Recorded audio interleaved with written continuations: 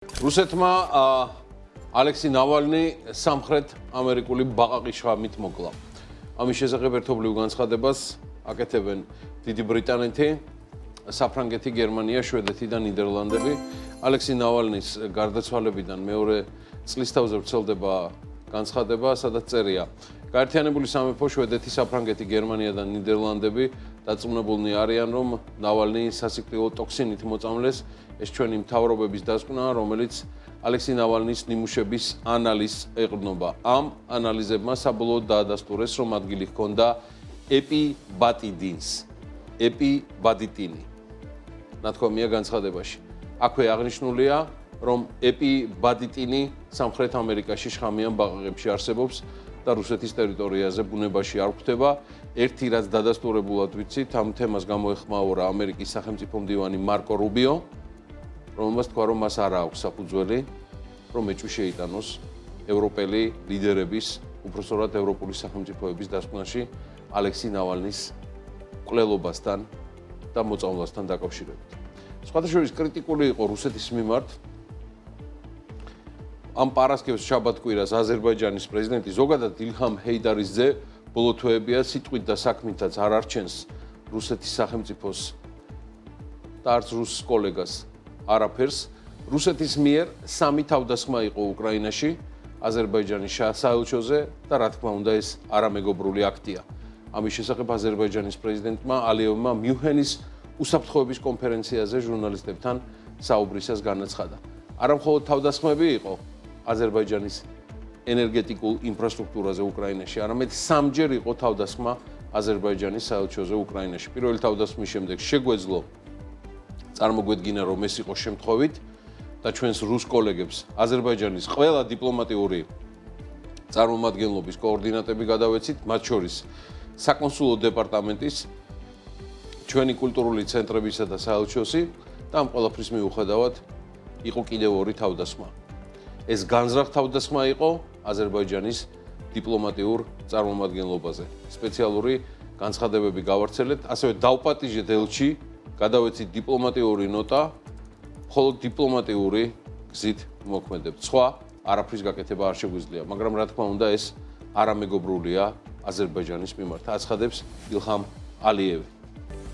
გასული კვირაულის ამბებიდან კიდევ ერთი გამორჩეული არის სახელმწიფოს მხრიდან რეფორმის სახელით თუ ფარგლებში დაწესებული საგანმანათლებლო ფაკულტეტების კოტირება, რომელიც მთავრობამ უმაღლეს სახელმწიფო უნივერსიტეტებს მედია კონფერენციიდან გააცნო.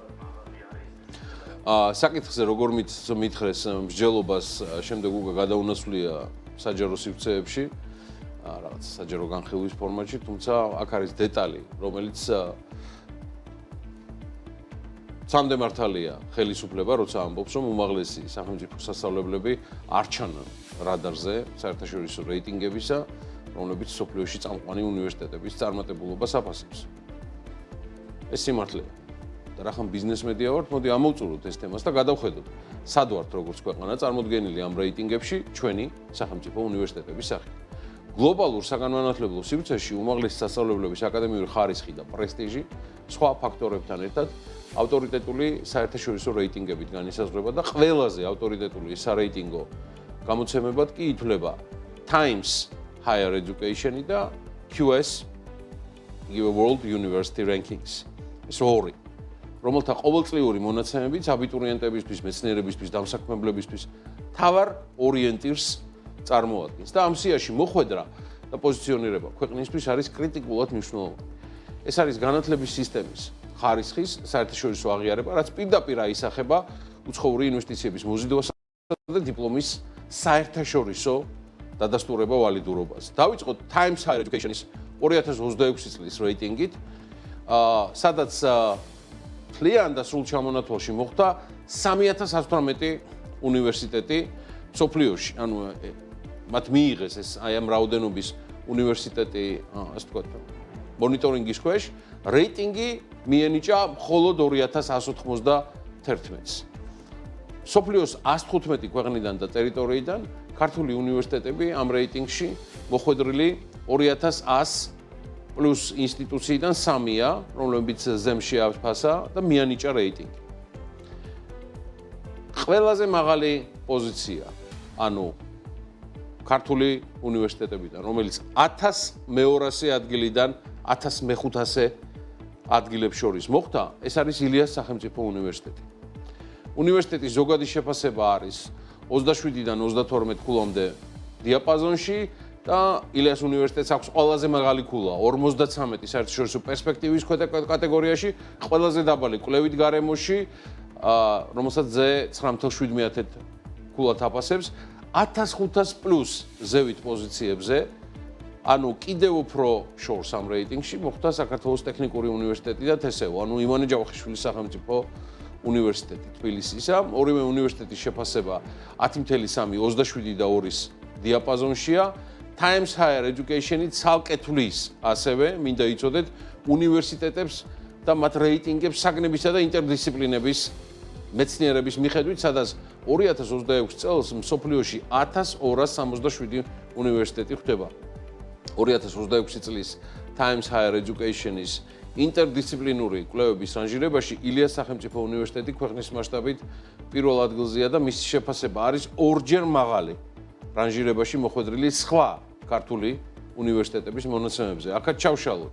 ილია უნი მსოფლიოს მასშტაბით 401 მეხუთასე ჯგუფშია 37-დან 41.1 შეფასებით ქვეთა კატეგორიებში და უნივერსიტეტს აქვს მინიჭებული თითქმის 52 ქულა 51.19. და ეს არის შედეგებში პუბლიკაციები, კვლევითი ხარისხი, აკადემიური რეპუტაცია. 801 პლუს ჯგუფში მოხვდნენ უკვე საქართველოს ტექნიკური უნივერსიტეტი, თქვენთვის ცნობილი გპ-ის სახელით და თბილისის სახელმწიფო უნივერსიტეტი, იგივე თესეო. საქართველოს ტექნიკურმა უნივერსიტეტმა უმაღლესი ქულა 33.3 პროცესის შეფასების ქვედა კატეგორიაში აიღო და წარმატების ინდიკატორები, ინფრასტრუქტურა, ადმინისტრაციული მხარდაჭერა, კვლევის ხელშეწყობა, რაც შეეხება თესეოს, მისი უმაღლესი ქულა 14.3-ია, ეს არის დაფინანსების და რესურსების ქვეკატეგორია. საგნების მიხედვით ჩაშლილ რეიტინგში ანუ აი ამ ზეს რეიტინგში მსოფლიოს საუკეთესო უნივერსიტეტებს ავლენს სიცოცხლის შემსწავლელი მეცნიერების მიმართულებით, მათ შორის ბიოლოგია და სხვა საგნების მიმართულებით და ამ კატეგორიაში მოხვედრილი 1211 უნივერსიტეტიდან ქართული მხოლოდ ილიას სახელმწიფო უნივერსიტეტია, რომელიც 600-დან 800 საუკეთესო მსოფლიო უნივერსიტეტებს შორის მოხვდა და ეს არის ყველაზე მაღალი საფეხური, რაც კი ქართულ უნივერსიტეტებს მიუღია მიმდინარე წელს. ფიზიკური მეცნიერებების რეიტინგში, რომელიც უნივერსიტეტებს რამდენიმე ძირითადი ინტერდისციპლინის მიხედვით აფასებს ფიზიკა, მათემატიკა, ქიმია, სტატისტიკა, ასტრონომია, გეოლოგია, გარემოსდაცვითი, დედამიწის, საზღვაო მეცნიერებები, კვლავ ეს სამი უნივერსიტეტი ფიგურირებს. ეხლა მოდი გადავხედოთ მეორე ყველაზე ავტორიტეტულ რეიტინგს, ანუ QS World University Ratings 2026-ის რეიტინგში მსოფლიოს წამყვანი 1504 უნივერსიტეტი მოხვდა 100 ქვეყნიდან და ტერიტორიიდან და ამ რეიტინგში საქართველოსდან 2 უნივერსიტეტი პოზიციონირებს. ეს არის თბილისის სახელმწიფო უნივერსიტეტი, რომელიც 951-დან 1000 პოზიციებზეა და 1000-დან 1200 რანჟირებაშია საქართველოს ტექნიკური უნივერსიტეტი მოხვედრილი. ეს არის ჩვენი უნივერსიტეტები რეიტინგებში. ხო და ეხლა ისმის ლოგიკური კითხვა. ერთის მხრივ სახელმწიფო სამართლიანად აპელირებს, რომ საქართველოს უნივერსიტეტები არ არის წამყვან პოზიციებზე ამ რეიტინგში. ასეა კი ბატონო. და მეორეს მხრივ ცდილობს ერთ დღეს აი ამ სამეულიდან 2 გააერთიანოს ან ამისი მხოლოდ ანტურაჟი შექმნას და საბოლოოდ დაისახოს მიზანი, რომ ილია უნი ფაქტიურად გააუქმოს, რადგან 92% საგანმანათლებლო პროგრამების მოჭრა, ხა ნიშნავს სხვას არაფერს თუ არა უნივერსიტეტის გაუქმებას და ისმის კითხვა. როდის არის გულწრფელი მთავრობა? როცა წუხს ქართული უნივერსიტეტების მაღალ პოზიციებზე რეიტინგში და ეს წუხილი ალბათ ჭყალებით, თუ მაშინ როცა დადასტურებულად ცდილობს გააუქმოს თავიდანვე მონიშნული სამიზნე ილიას სახელმწიფო უნივერსიტეტის სახით, რომელიც წარმოდგენილ რეიტინგებში წამყვან პოზიციებზეა და ლიდერია. ესაც შეეხება შედარებით რიტორიკულ კითხვებს, როდის არის გულწრფელი სახელმწიფო გადაწყვეტილებების მიღებისას და ეხლა ერთიც ჩემგან, როცა ტექნიკურ უნივერსიტეტებს და TSU-ს გაერთიანების საკითხი იდგა, ილიაუნიმ ღიად დააფიქსირა თავისი აზრი ამ გაერთიანების არამართლზომიერების შესახებ. მაშინ როცა TSU და ტექნიკური უნივერსიტეტის მესვეურების ძირითადი ნაწილი სდუმდნენ, ანუ ჩუმად იყვნენ. ყველა არა, მაგრამ ძირითადი ნაწილი დუმდა. მე მგონი ესენი ლექციებზე სდუმან. მე ყოველ შემთხვევაში შესაბამისად მრჩება. ხოდა სანაური წესია კოლეგებო, თუ მისა მეცნიერ თანამეინახენო, რომ ხმას არ იმაღლებთ იმ აშკარად უსამართლო კვოტირების მიმართ, რაც მინიმუმ ილიაუნის თავს ხდება. ალბათ საკუთარი კვოტების დაკარგვის გეშინიათ. და ალბათ როგორც ყოველთვის, როგორც ხდებოდა ხოლმე საბჭოთა საქართველოში, ვიდრე დღემდე გაქვთ იმის შიშები და ფობიები, რადგან ეს საბჭოთა საქართველო არსად წასულა. მით უმეტეს განათლებაში და ღირსებაში.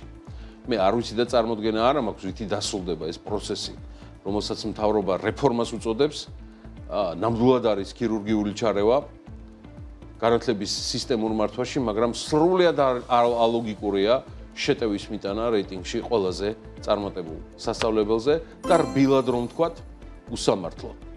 რადგან ეს ყველაფერი უფრო პოლიტიკურ ანგარიშწორებას გავს.